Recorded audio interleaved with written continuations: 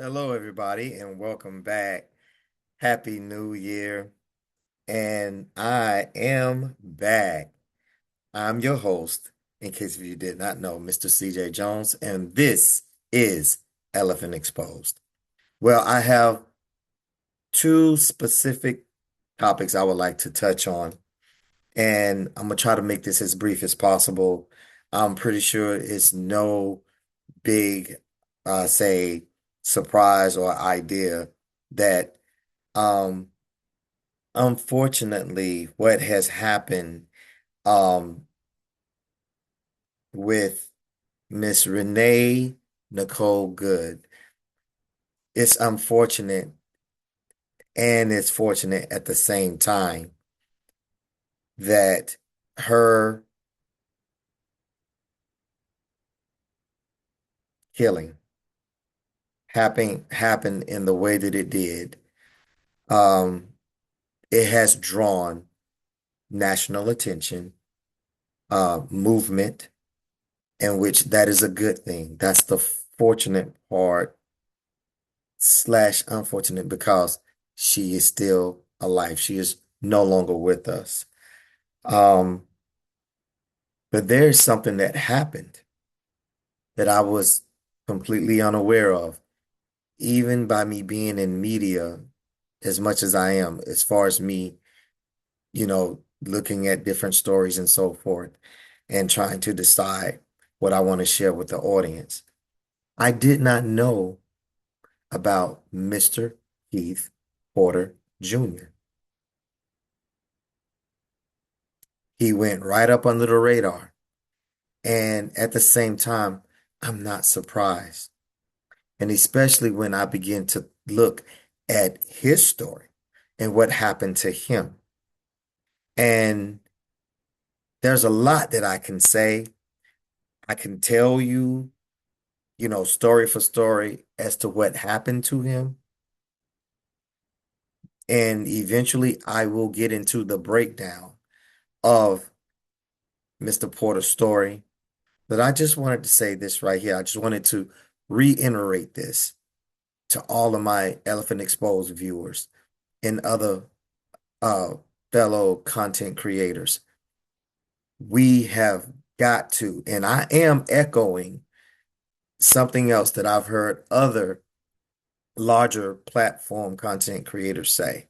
We have got to reclaim and re-establish what the true narratives are when it comes to us and our stories. Like people love always say to us, can nobody tell your story the way that you can? And in the you in this particular case is people that is in our communities, people that we are closest to. We don't need outside sources trying to capture a story, put their own spins on these stories, and then put out a false narrative, a false character characterization of said individuals, and then that be it. And we just sit back and not say nothing. Listen, we are content creators. We are in media. Whether you are as small as mine or as big as a national platform, we all have that responsibility to take back these stories and reframe them and restore and bring it back to their true stories, the origins of how these different events that had happened. Um, there was a play on words that I used on my friend's show. Um, when we were speaking on Miss Renee Good's unfortunate um killing. I can't think of any other word. I mean, because that's what it is. She was killed. And the same thing with Mr. Porter. They were killed. And all for not, you know, two different individuals, two different points in the States. I mean, two different locations in the United States. One was in, of course, Minneapolis, and Mr. Porter was right there in LA. Both individuals, your average, everyday, good American people. Um, Everyone spoke very highly of the both of them. They were family members, parents, loved in their community, respected in their community. They are not domestic terrorists the way that some people would try to describe them, or some platforms will try to describe them. They are not pieces of S's the way that one individual wanted to describe Mr. Keith Porter. That man was celebrating old school way, like how we do right here in the Carolinas. It's the turn of the new year. If you got your long arm, your short arm, or whatever, and you go firing off, now, granted, most of us try to be, responsible and, shoot off into the ground or whatnot. Okay. But like my man Reese Waters said, but we know that is that is breaking the law. That is breaking, a city ordinance and so forth. We understand that, but it is not punishable by death. And especially is not punishable by death from an off-duty ICE officer. Because the more responsible thing to do there was for that off-duty ICE officer to call the local PD to handle the situation, to be a witness, maybe even record or do whatever he wanted to do.